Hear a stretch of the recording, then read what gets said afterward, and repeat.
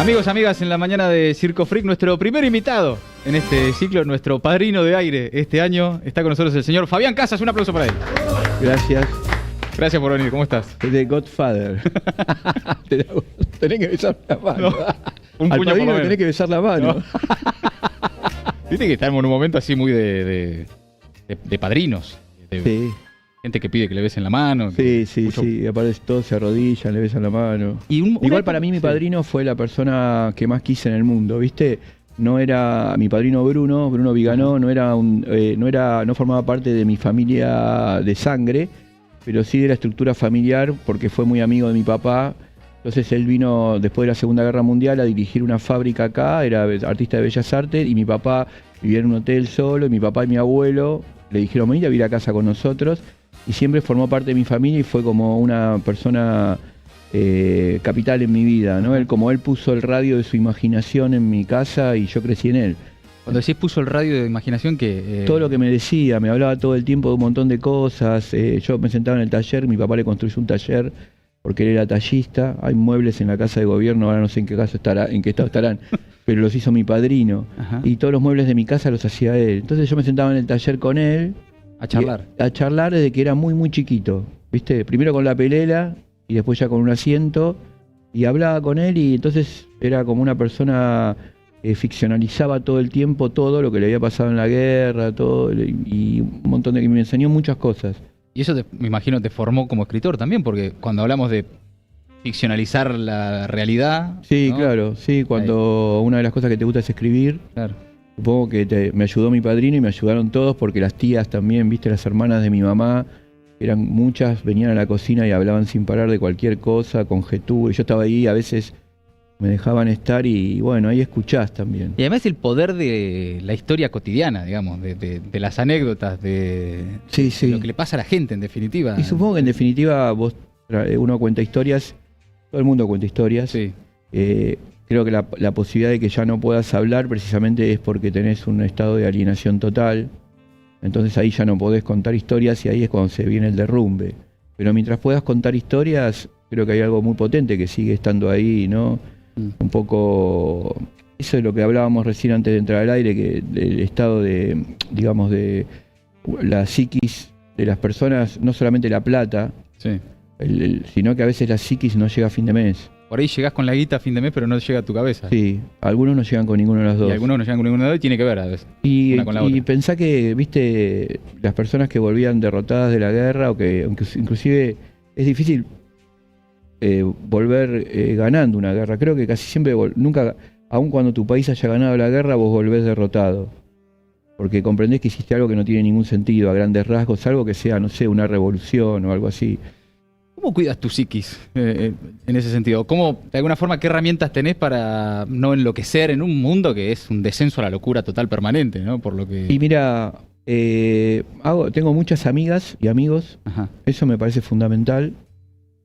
Y me gusta tener, y los amigas y amigos me parece que está bueno que no sean como los que arman el diario de Irigoyen, que te dicen Claro. sino que precisamente te ayudan, te cuestionan, eso me parece que está bueno. Tener un vínculo de amistad me parece súper potente. Amigos y verlos. Sí, Encontrarse. yo quiero tener, sí, me cuesta mucho, no soy por WhatsApp, no Claro. soy muy, ¿cómo se llama? Espontáneo, o no hablo en WhatsApp, solo es para decir voy a tal lado, voy, me gusta hablar con las personas. Encontrarse a charlar. Sí, como estoy hablando con vos. Claro. Eh, Me parece que también hay, en esta época de alienaciones múltiples, como una necesidad también de volver, en la medida que se pueda y que el tiempo lo permita y las condiciones materiales, a reconectar con algunas cuestiones muy básicas, como encontrarse con amigos cara a cara, a charlar, sí. rituales, ¿no? Sí, también ir caminando, caminar a los lugares. Ajá. A mí me hace muy bien caminar, o sea, si tengo una disponibilidad de tiempo, prefiero gastarla caminando que yendo o manejando el auto, ¿viste? Prefiero caminar y vas descubriendo cosas, te van pasando situaciones. Me parece que está bueno el arte de caminar, que también fue central en algunos momentos en la historia de la humanidad y que ahora se perdió. Haces karate también. Sí, hago karate hace 20 años, más o menos. ¿Y lo haces por esto? Por también una... Empecé karate, mira, yo la verdad que a veces algunas cosas que te gustan mucho no sabes por qué las haces. Sí. Yo pienso que uno de los problemas que tenemos, que yo veo, es que nosotros buscamos que nuestra vida tenga sentido. Y que precisamente cuando tu vida tiene sentido es muy probable que te suicides. O sea, lo mejor es que tu vida no tenga sentido. O sea, porque en general la estructura hegemónica del capital es lo que produce el sentido. Entonces cada vez que lográs el sentido y buscas el sentido, sos un esclavo del sentido de que te levantás hasta que te acostás. Y que cada una de las cosas que hacemos sirva para algo. Sí, un objetivo, un resultado. Y de hecho, y un sentido, ¿no? Bueno, claro. Y le dejé a la humanidad tal cosa cuando, viste, después de un par de generaciones nadie se va a acordar de vos, no me va a tener ni idea. Y creo que generaciones es mucho. Claro. ¿Viste el osito Teddy, la película, cuando empieza, que es un osito que habla y después no le da bola a nadie a los 10 segundos? Sí. Y karate para mí, cuando entré a hacer karate no sabía por qué iba. ¿Viste? Siempre me atraen mucho las cosas que no tienen sentido, que yo no entiendo por qué van. ¿Viste? ¿Por qué voy? Y en realidad cuando empecé karate era un poco por eso, pero lo que sí te puedo decir que me dio ahora a mí la disciplina de hacer karate, fue que en un mundo donde se valora mucho ser agresivo, ser vengativo, ¿viste? Contestar, empezar a hablar con no. Vos me decís algo y yo te digo no. No, claro, no, pará. Claro, yo prefiero más el sí. Y el karate lo que te enseña es a defenderte si es necesario. Nunca atacar. Y eso... ¿viste? Muy a contramano de la época. Y sí. O por lo menos de lo que... Nosotros pensamos, viste que te decía hoy hace un rato, nosotros tenemos una estructura militar adentro, muy enraizada en nuestra construcción psíquica. Entonces el trabajo de desarmar el ánimo, nuestro ánimo está militarizado también. Entonces desarmar el ánimo... Desarmar el estado de ánimo es un trabajo bastante espiritual y re difícil. Y eso no lo puedes hacer solo. Lo lográs cuando te juntás con gente que de alguna manera te empieza a enseñar a dejar las armas antes de entrar a la casa, ¿viste? Que no es necesario que entres a mi casa con armas. Pensá armas lo que quieras, no necesariamente como en Estados Unidos, que todo hay nenitos de 8 años con armas, ¿viste? Pero digo, me parece que... Pero esa sensación está todo el tiempo parado de manos, ¿no? Como...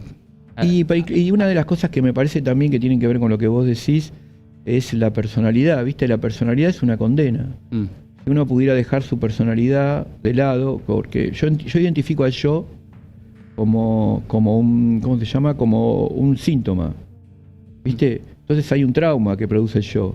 No lo veo como algo que esté genial. Entonces desarmar el yo, que es un síntoma precisamente... Y veo la personalidad como si el yo fuera un pulpo, la personalidad sería como la tinta que drena el yo. Entonces la personalidad en realidad, por eso vos decís, ¿qué personalidad tiene este tipo, esta chica? ¿Qué personalidad? Y en realidad las golpeás y son como caños vacíos, ¿viste? Me parece que una especie como vos ves la personalidad como una coraza, ¿no? Como algo que claro, es como una vestimenta que te da básicamente las personas que tienen mucha personalidad tienen miedo. ¿Viste? Y a mí me parece que yo tengo miedo, ¿eh? Sí, claro. Vulnerabilidades un montón, y claro. Debilidades, miedo, pero me parece que también el miedo es algo que tenés que transitar ¿viste? Y también aceptarlo. Bueno, mirá, tengo miedo, y a pesar de que tengo mucho miedo, no sé, fui a las marchas, yo cuando fui a las marchas ahora, fui a todas las marchas cuando se debatieron determinadas leyes en el Congreso, porque pensaba que tenía que estar ahí, porque pensaba que hay que estar físicamente en esos lugares. Claro. En el sentido, soy lector de poesía y la poesía te muestra que no solamente tenés que decir con la voz, sino que tenés que mostrar. La poesía que es potente es la que muestra. Entonces, como soy lector de poesía, me di cuenta que tengo que estar ahí y mostrar. No solamente desde acá decir, bueno, banco a X. Estar con los pies ahí en el lugar. Estar ahí, y la verdad que sentís miedo. ¿Viste? Sentís miedo porque sabés que te pueden agredir, te pueden tirar gases, te pueden... No creo que nadie quiera cortar una calle porque se levanta a la mañana y dice quiero cortar la calle porque es un plan que tengo para el viernes. Cortás la calle porque tenés que cortarla porque tenés muchas necesidades y no soportás más, ¿no? O haces un piquete o te parás en el Congreso a hacer un montón de cosas porque pensás que hay cosas que se fueron de rosca y vos tenés que poner tu cuerpo, ¿no? Como presencia, pero la verdad que te da miedo. Tratás de gestionar ese miedo para poner el cuerpo y hacer cosas.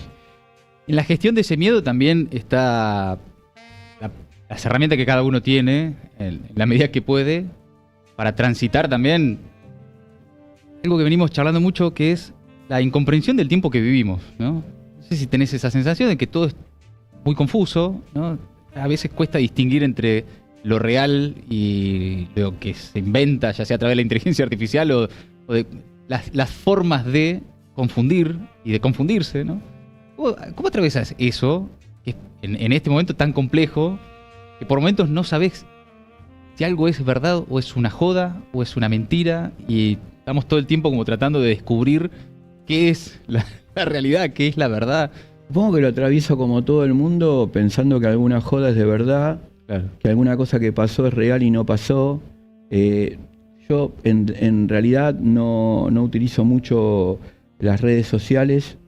Tengo un IG, porque en el IG que lo maneja una íntima amiga mía, que es mi asistente con la que trabajamos también. Ujú. Tengo la suerte de poder trabajar con personas que aparte son muy amigos míos.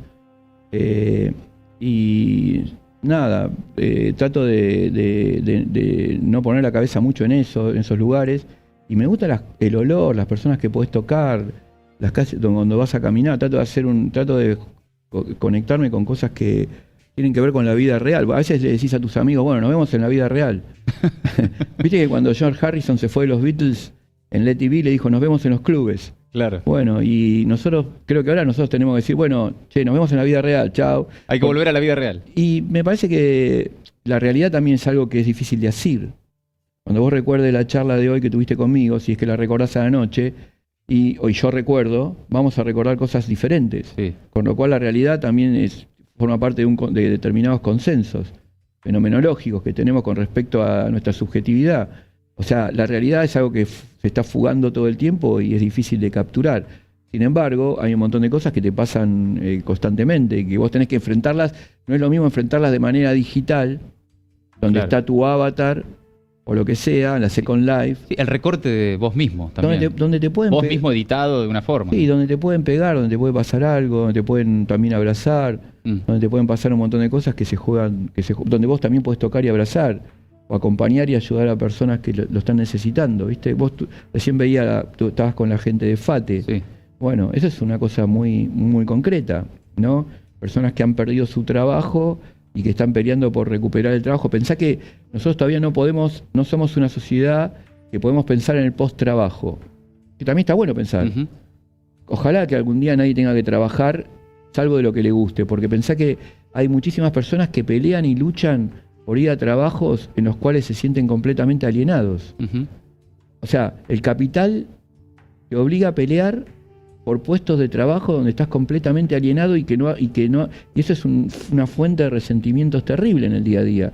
Y eso también tenemos que comprender, que hay personas, cuando vos te cruzás con una persona en la calle, andás a ver de cuántas batallas viene esa persona, con las hijas, con los hijos, con trabajos que no les gustan, millones.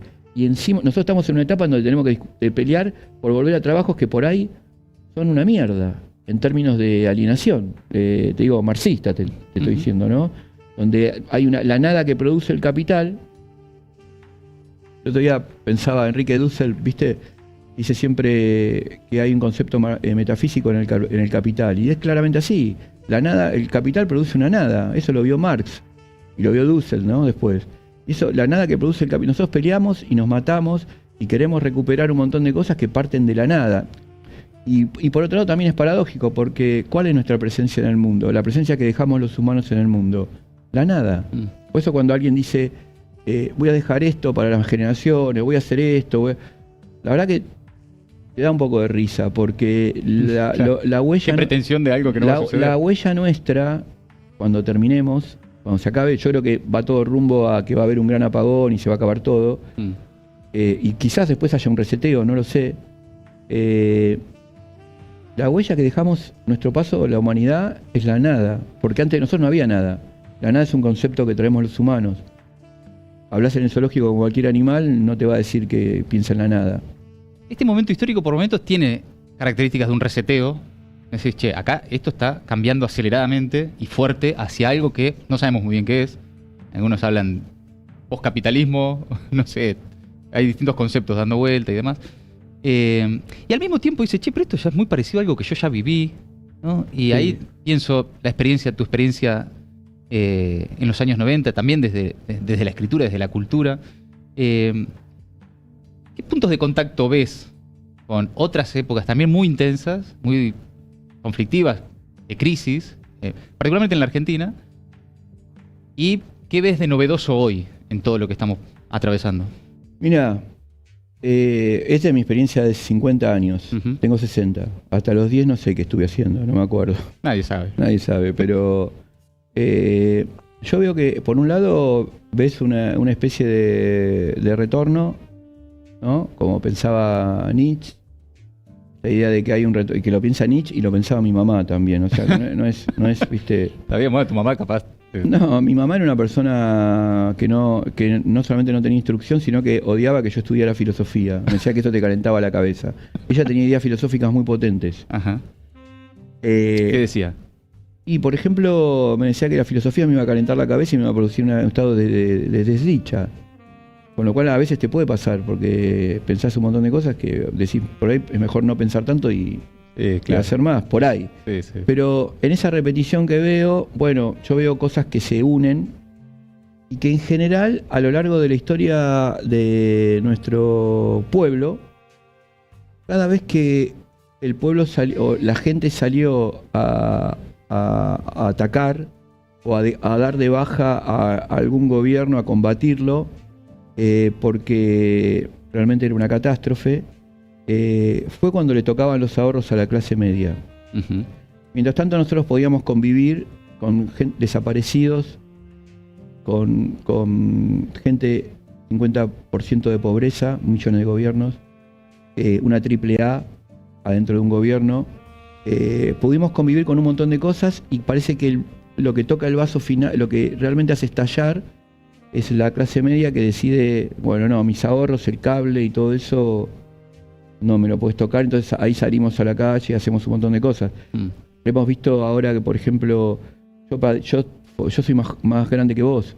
Yo vi el Mundial 78, mataban a un montón de gente, la alineación que significa jugar una copa, independientemente de que el fútbol sea un deporte muy hermoso para Sin mí. duda. Para Sí, otras claro. personas no lo es.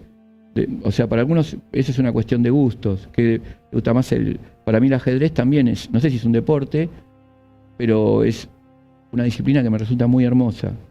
Pero por ejemplo, Mundial 78, desaparecidos, bueno, lo dice Andrés, ¿no? Soy la quinta que murió, la que vio el Mundial Sí. 78, Sí, crecí viendo Paranoia y Dolor, claro. ¿no? Y ahora tenés, después tenés... Paranoia y dolor también. Sí, 5 palos de personas en la calle, porque ganamos el Mundial, la selección argentina ganó el Mundial Sí, el de Qatar. Sí. donde murió un montón de gente haciendo los... No me importa que muera gente, ya a nadie. Y después no tenés la misma cantidad de gente porque le pegan a los jubilados, porque ponen la reforma laboral. Porque imagínate si solamente hubiera personas en la calle, tenés 5 palos por eso. Hoy salimos 5 palos de personas, 5 millones, para que no haya más personas en la calle, en situación de calle. Y no Se va a produce un cambio. Sí, pero y sabés que no va a suceder, ¿viste? No, no va a suceder porque las personas que están en la calle en realidad son señalizaciones que te da el capital para que vos la veas y digas, si hago mal mi tarea, termino ahí. Entonces están cosificadas, están reificadas. Son como un recordatorio. De Están reificadas, están cosificadas. No funcionan como lo que son. Seres humanos que están padeciendo un montón de dolor y que están excluidos, pero no pueden estar excluidos del todo, porque esa es la desgracia que tenés. Ni siquiera, no hay lugar afuera del capital, salvo que seas un paria, ¿no? Mirá lo que le pasó a, no me sale nunca el nombre, Julián, se llama como mi hijo, le mando un beso a mi hijo Julián. Julian Assange. Ah, sí, claro. ¿Cómo se pronuncia? Assange. Assange. Sí, sí. Mirá lo que le pasó. O sea, por mostrar un montón de cosas que es lo que tienen que hacer los investigadores y los periodistas, cárcel, prisión, no sé, y fíjate lo que no le pasó a gente que invade, bombardea, apoya a estructuras del capital súper genocidas, ¿no? Fabián, No la Messi.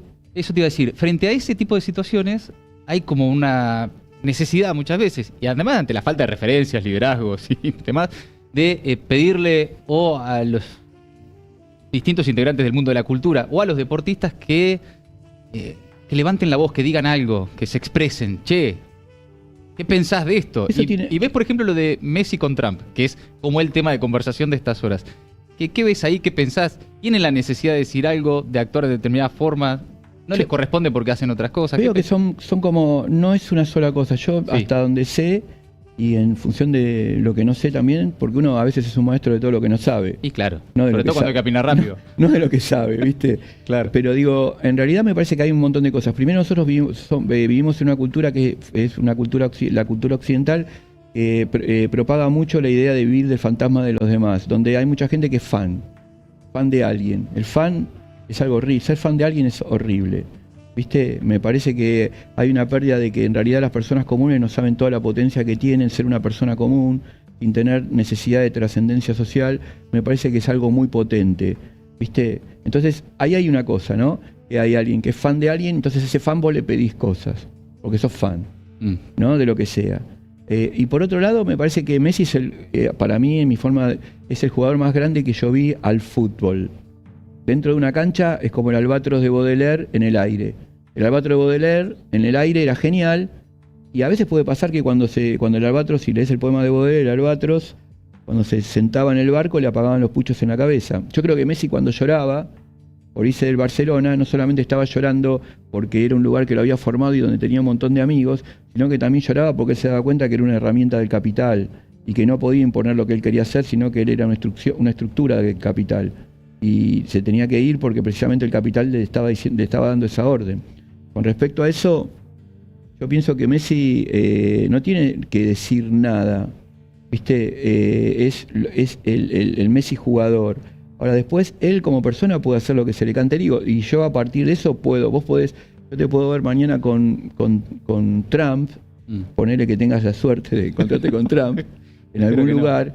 Y si depende del vínculo que yo tenga con vos, yo te podría decir, la verdad que me dolió que estuvieras con esa persona, ¿viste? Como te puede doler que a una amiga o un amigo lo veas con una persona que...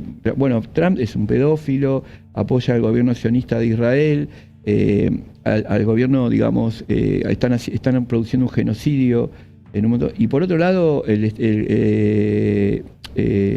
digamos, yo diría que es como una encarnación de estos hombres, estos monstruos que nacen, cuando lo explicaba bastante bien Gramsci en sus cuadernos de la cárcel, que claro, viste, cuando hay una época que está muriendo y antes de que la otra época resurja, decía él, vivimos el tiempo de los monstruos. Aparecen los monstruos. Messi es un monstruo del fútbol y Trump es un monstruo de la guerra.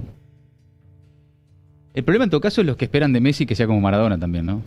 Porque pasó mucho por estas horas también de, pero el Diego... Y bueno, pero Messi es otra cosa. Y Maradona era otra cosa y por eso también es único. No, y aparte me parece que lo que está pasando ahí es que también es algo que se está debatiendo un poco en el fútbol y tampoco hay que ser tan inocente, ¿no? La estructura del fútbol, el Inter de Miami se llama... Sí. El Inter de Miami es una marca y el gerente de contenidos creo que es David Beckham. Como hay un gerente de contenido de la Iglesia Católica, claro, que es el Papa, y ese equipo es en realidad un producto. Entonces yo creo que van como producto, ¿no? No es no es la columna revolucionaria de Camilo Cienfuegos. Claro. Porque en realidad cuando sos alguien que realmente vas a hacerle ruido al capital o le vas a provocar problemas al capital, yo creo que en general te exterminan, como le pasó a Salvador Allende. La CIA, lo traicionaron, lo bombardearon, no sé qué mal hicieron. Pues ese claramente era un enemigo del capital.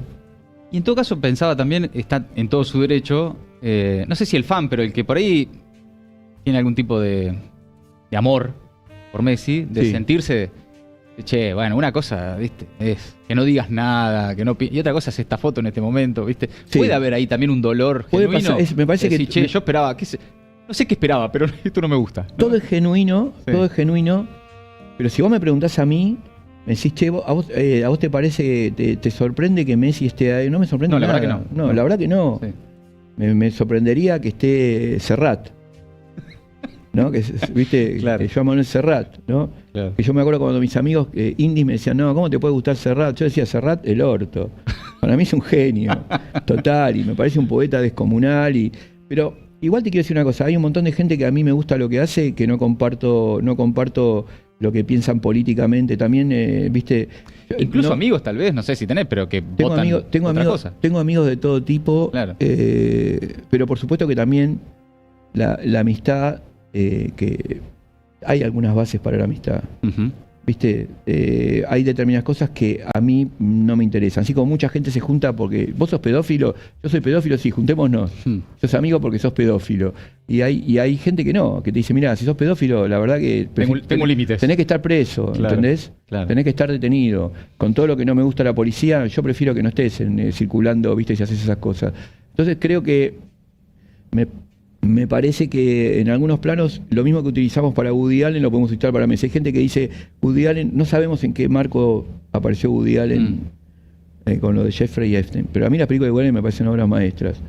Messi es un jugador descomunal, ha hecho obras maestras en la cancha, y bueno, como individuo político, yo creo que lo que no hay que caer en el error, como individuo político no comparto su política. Claro. Creo que cuando él dice no voy a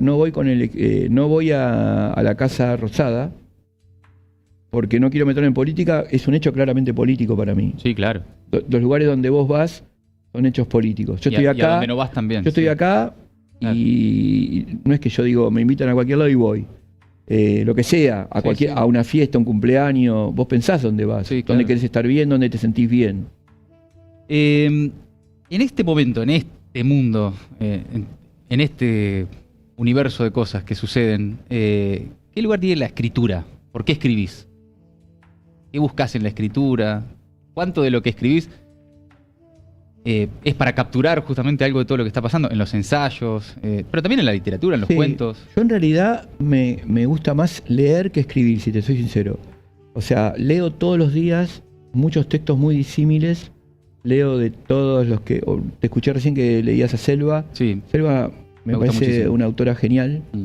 O sea, yo automáticamente con Selva me pasa lo mismo que te pasa con algunos grandes actores, que te olvidás quién es el actor que está haciendo y te encanta entrar en la historia del personaje. Maravilloso, sí. Eso me parece algo notable que tiene ella. Sí. ¿Viste? Me gusta. Y es algo mágico de la lectura también, ¿no? Claro, Cuando sucede. poder olvidarte de de quién es que estás viendo a tal X actor, sino que te impacta el personaje. Claro, claro. Y después escribo, yo creo que escribir es una cosa física que tiene que ver con vivir también. Entonces hay momentos en que siento que puedo escribir y que le puedo transmitir algo a algunas personas y tener devoluciones de eso. A mí me encanta cuando alguien me dice que le gustó algo que leí, que escribí, que le hizo pasar un buen momento, que lo ayudó esa noche que vas a penales con Caronte y pateás al medio y despacio, ¿viste? Te debe haber pasado. Yo Sí. todos los penales van al medio y despacio y Ojalá se tire un palo. me por los favor. ataja todos.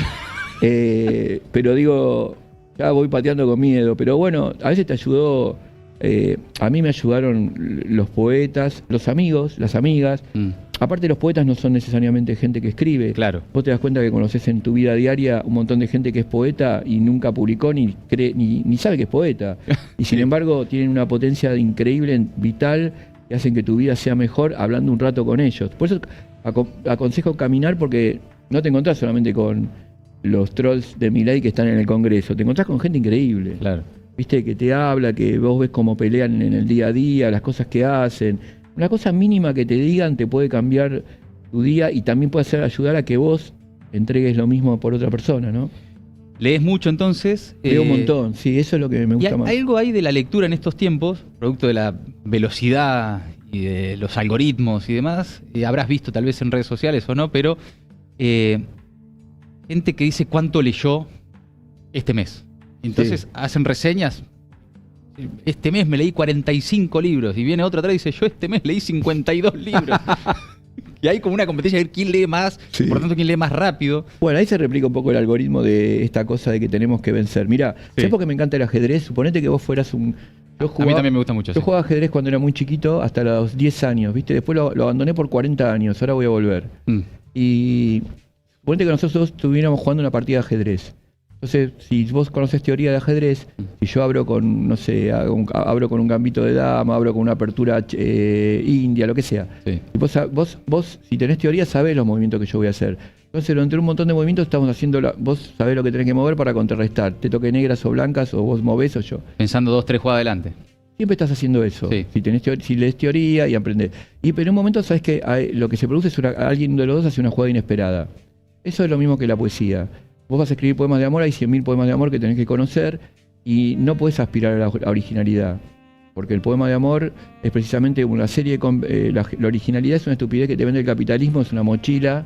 Que básicamente querer ser original es tener mucho miedo. Tenés que ser distinto. Sí, o mucho miedo, ¿viste? Sí. Tenés que... Entonces digo, hay una jugada que hacemos nosotros dos. Ahora, lo que es genial del ajedrez es que si le quitamos que ganaste vos o gané yo, eso lo dejamos de lado, quién ganó. Es alucinante porque lo que ves ahí es un poema hermoso que no depende, y de sí depende de los dos. Es una jugada que más allá de quién ganó, es una jugada... Tuvimos que estar los dos en eso. Y hay una hermosura en la jugada, Sí. que si vos pensás solamente que gané yo, te perdés descubrir la hermosura de la jugada. De lo que sucedió, del transcurso Sí, eso del me parece, proceso. eso me parece con poemas. Por ejemplo, si hay cosas que motivan poemas. La puede Sí. motivar ver este objeto o este, y decís quiero escribir un poema sobre este objeto. Y también lo puede motivar que se te murió tu perro, que te dejó una persona, que te quedaste esperando un llamado. Pero lo que vuelve increíble el poema es que no necesitas ser original para escribir un poema. Agarrás un poema sobre que ya se escribieron y los tomás, lo robás y lo modificás un poquito y ya está. Fabián, ¿qué estás escribiendo o estás por publicar? ¿En qué estás? Bueno, se va a publicar ahora una obrita de teatro que escribí hace más de 40 años, creo. Que la encontraron ahora, hace poco, se llama La Felicidad. ¿La encontraron en qué sentido? La encontró un amigo mío, que se la dio a otro amigo y le dijo, me parece que esto es tuyo. Me dijo, no, es de Fabián. O sea, la encontró escrita... Claro, está escrita a máquina. Está escrita a máquina y se ve que le hicimos en un momento, la mandé a, ¿cómo se llama? A enrollar. Sí, anillar. Anillar. Y la va a publicar Gog y Magog. Tendría que salir esta semana, no sé. Vos ni sabías que eso existía. Sabía que la había escrito, pero no sabía dónde había estado. Estaba, Viste claro. que como perdés ropa, perdés cosas, Sí, sí, es un hallazgo entonces. el arte de perder. Y después va a salir un libro de ensayos grande, que creo que es el más grande que escribí, en Seix Barral, Ajá. ahora para la Feria del Libro, que se llama El Karate Maravilloso o el Karate Imaginario y otros ensayos. ¿Ensayos sobre? Sobre cualquier cosa. De todo. Sí, de todo. Todo lo que vine escribiendo los últimos 4 o 5 años. Y después va a salir a fin de año un libro de relatos, también por Seix Barral, que se llama La Maldición Agridulce, que son relatos. Largos, cortos, de todo tipo, que también fui escribiendo. ¿Qué es el ensayo? Porque algunos dicen, bueno, un ensayo es Esta charla. Esta charla llevada a texto. Esta charla es un ensayo. Ok, porque viste también la palabra ensayo genera como, no, es una obra... Y a eso te pasa también, a veces les pasa con la poesía, Claro. que la gente dice, no, la poesía, vas al monte Sinaí, te bajan la tabla, sos poeta, y también un poco que es algo de lo que nosotros tenemos que padecer en nuestra cultura, que es la fábula de la elegida o el elegido. Hay una elegida y un elegido, y eso me parece que son gestos anticomunitarios. O sea, lo que es hermoso es la comunidad, o sea, nadie es nadie sin esas construcciones comunitarias. Y el ensayo es algo tan sencillo como lo que estamos haciendo nosotros. Muchas veces pensás determinadas cosas, decís, bueno, a ver, ¿qué pienso del valor? O por ahí ves una película. Por ejemplo, mi papá murió a los 90 años. Y yo iba siempre a ver películas de James Bond con él. ¿No? Dice así, James Bond. Sí. Y mi papá me pedía, a medida que fue avanzando su capacidad cognitiva, porque vivió mucho, y yo también iba creciendo, y las películas de James Bond se iban volviendo muy largas, rizomáticas, y con unas estructuras bastante estúpidas en las construcciones. Entonces mi papá a veces me preguntaba, che, ¿me contás? Mientras estábamos viéndola, era un plomo. Yo tenía que contar. Mientras la veía. Antes eran mucho más sencillas las películas de Bond que empezó a ver papá. Pero Claro. yo me tocó Daniel Craig. Entonces siempre agradecí que mi papá muriera 2 o 3 años antes de que muriera James Bond. Mirá vos, claro. Para que no viera... Porque cuando vi la película en que murió James Bond, porque yo veo las películas de Bond porque me hacen recordar a verlas con papá, o sea que son con un correlato objetivo de mi experiencia con papá y de explicarle las películas. Me acuerdo que una película de Craig, mi papá me decía, che, la película avanzada, muy buena es esa, que se llama Casino Royale. Sí. Che, nunca va a decir, mi nombre es Bond, James Bond. decía, pará. Y lo hice en el último minuto. Entonces mirá, cuando lo claro. dice, mi papá me miró como... Y tengo recuerdo de lo dijo. Tengo recuerdo esa mirada de él mirándonos los dos como... Y ahí fue como la catarsis, ¿viste? Como cuando Liam Neeson le pega a todos los que secuestraron a la hija, siempre. Claro, siempre. Bueno, pero ahora James Bond muere, ¿viste? Porque yo puedo de eso, puedo ver la película y disfrutarla, puedo decir, no me acuerdo, qué bueno que no le tengo que explicar a mi papá cómo murió James Bond, porque mi papá, por ejemplo, cuando vino el COVID, yo le tuve que explicar que no podía salir a la calle. Claro. Entonces agarré ahí y pensando eso le dije, mira, ¿sabes qué? Pensé, James Bond ya no tenía lugar en este mundo. Y en esa película, no sé si la viste, tiene una mujer y un hijo. O sea, la familia lo desintegró. Entonces cuando le tira el último misil, lo recibe abrazado porque dice, ya este mundo no es para mí. De hecho hay una 007 en esa misma película que es negra. Claro. Es una gente negra, como diciendo, flaco, se acabó tu... Ya está, se terminó. Y hay que aceptar, ¿no? Como terminó. Fabián, a todos los invitados, invitadas de Gelatina les pedimos un obsequio, un regalo. ¿Qué trajiste? ¿Qué es esto? Ese es el taller asintomático. Son 16 clases que hicimos con compañeros del taller cuando fue la pandemia. Lo editó la editorial India. Se editó hace el año pasado o el otro. Y ahora hay una edición más chiquita porque van editándolo a medida que lo van pidiendo, ¿viste? Ajá. Entonces lo tenía en casa y me gusta mucho ese libro porque no es un libro mío, sino que es un libro que es comunitario, ¿viste? Hablan la gente que están con nombre y apellido, todos los compañeros míos del taller que lo hicieron conmigo. Entonces traje eso y esa... ¿Y esta? Yo cada tanto recibo postales de Viggo Mortensen, que es un gran amigo mío que no vive conmigo, como tengo muchos amigos que no viven acá en Buenos Aires.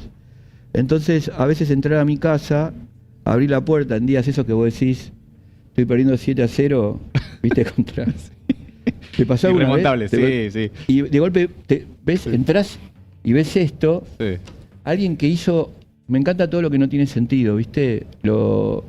Alguien que hizo esto que es anticapital total, porque es mandar una postal, escribirla, Sí. ¿viste? A mano. Y qué posibilidad que llegue. Y le llegan a él. Entonces cuando lo había tirado ahí, digo, qué hermoso. Y elegí esta porque precisamente no dice nada personal de él. Claro. Y ¿Hay una frase de Bolaño? Sí, me mandó una frase de Roberto Bolaño y tiene mi dirección que no es la mía, ya no tengo dirección yo. Y me pareció hermoso para usarlo como señalador. Me encanta. ¿No? No sé qué te parece. Esto lo vamos a dejar acá, me encantó. Para la comunidad de Gelatina y alguien se lo va a llevar a su casa. Fabián, un gustazo, gracias. Lo mismo a vos, gracias, por haber venido. muchas gracias. Un placer. Muchas gracias. Fabián Casas, en Circo Freak.